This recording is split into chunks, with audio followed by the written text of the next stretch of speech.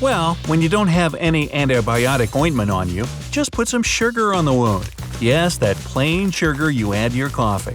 Then cover it with a makeshift bandage or any clean cloth that doesn't block airflow. Sugar granules soak up excess moisture that bacteria thrive on. Without moisture and bacteria, the wound heals faster. Use a can tab to go fishing when you're lost in the wild. Just cut one side of the bottom hole at the slant. Use a file or a small rock if you must to make the point sharp. Also, file down any jagged edges elsewhere. The other hole at the top is for your fishing line. Don't throw the rest of the can away. You can make a mini cooker.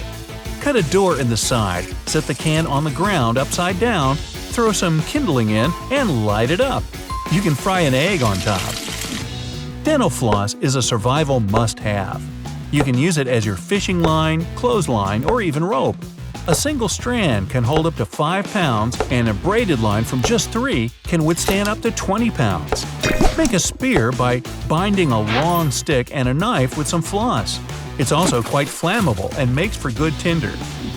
If you're purposely about to venture out into the wild, make your own fire starter at home and bring it with you.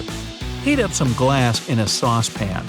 Put a heat-resistant container in the pan, a glass mason jar will do.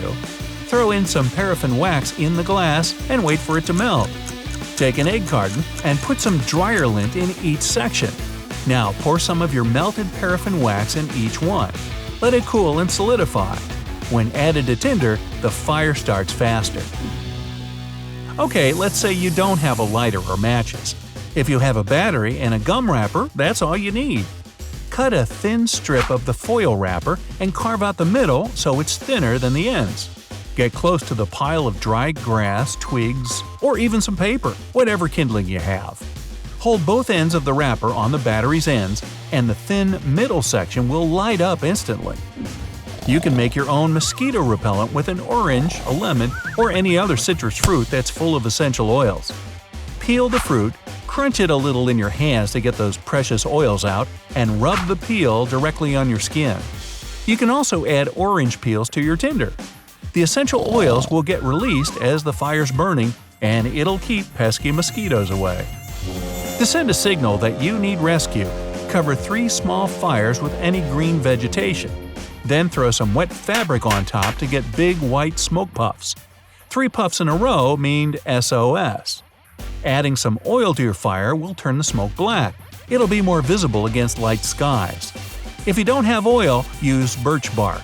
And remember, the higher you start the fire, the better. So try to climb to some visible elevated area. If you get stuck in quicksand, first off, stay calm. Yeah, I know, but hang with me here. Quicksand pits are rarely as dangerous as movies show. You're not likely to sink more than up to your waist. Toss anything that makes you heavier – shoes, bags, even clothing. Wiggle your legs to create room for water. It'll help you get away. Get your body in a horizontal position, but do it on your back, not on your stomach. Go backwards with small steps. Big ones are hard to take, so it'll take longer to get out. When you reach the solid surface, roll out of the pit. If someone is tying your hands, could be with rope or even ribbon, start by keeping your elbows bent and your hands in tight fists as close to your body as you can keep them. When you straighten your arms, there will now be a little gap between your wrists. With some maneuvering, you can easily get each hand out. If the perp used a zip tie, clench your fists, press your knuckles together, raise your hands up above your head, and quickly bring them down. The pressure should snap the tie. If it's duct tape, loosen it up with your saliva. When crossing a dangerous water current in a flooded area, choose a straight and wide section. Before stepping into the stream, check if the flow's not too fast. Throw a stick in it, and if it moves more quickly than your normal walking pace, consider crossing in a different place. And if that was cold water your feet got submerged in, get rid of your wet socks and put a plastic baggie on each foot. Then put your shoes back on, even if they're still damp, it's okay. The plastic will retain your body heat and keep your feet warm. In fact, they'll probably sweat a lot. To make your own char cloth, you'll need a metal container with a cover, like a mint tin. Put pieces of a cut-up cloth inside and place the container in a fire for a few minutes. Don't overheat it, the fabric should get dark, but it should still be intact. Char cloth catches even the smallest sparks, making it easier to set kindle on fire. If you're trapped in a huge crowd, rule number 1 is to keep moving with the flow. Stopping is the fastest way to fall. If you do fall, make an air pocket for yourself. Place your arms around your face and chest. If you somehow manage to get back up, or if you didn't fall in the first place, keep moving with the crowd, but slowly make your way to the side where you can escape.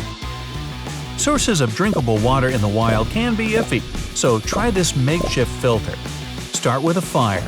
Boiling water may not be enough, so as soon as the ashes are cool, grind them to a powder consistency. Don't use charcoal you randomly found in the woods. You never know what's been in there. Cut off the bottom of a plastic bottle and make a hole in the cap. Turn it upside down, put in some charcoal, a layer as wide as your palm is enough, and pour the water in. What drips out through the charcoal is safe to drink. To catch any excess coal getting through, wrap the cap with a piece of clean cloth for extra filtration. A common tip for swimming underwater is to sort of hyperventilate before taking in a big breath of air. Don't do that. This trick decreases the CO2 in your system. CO2 is what gives your brain the signal that you need to breathe. Without that signal, you could pass out underwater. Instead, take 1 or 2 long, steady breaths with a pause at the end of each inhale and exhale. It slows your heart rate, so your body won't demand as much oxygen. And don't push your limit when freediving. You can quickly make a strong rope with a plastic bottle, but it takes some prep.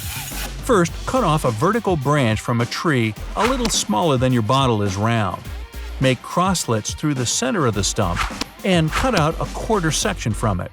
Next, cut off the bottom of the bottle and put one side of the rest of the bottle in the slit. Stick a large knife in the cutout section of the stump so it pierces the bottle. The sharp side of the blade should be pointing away from you. Now, slowly pull on the little plastic tongue at the bottom and you'll see the bottle spin. As it spins, the blade will cut out the rope.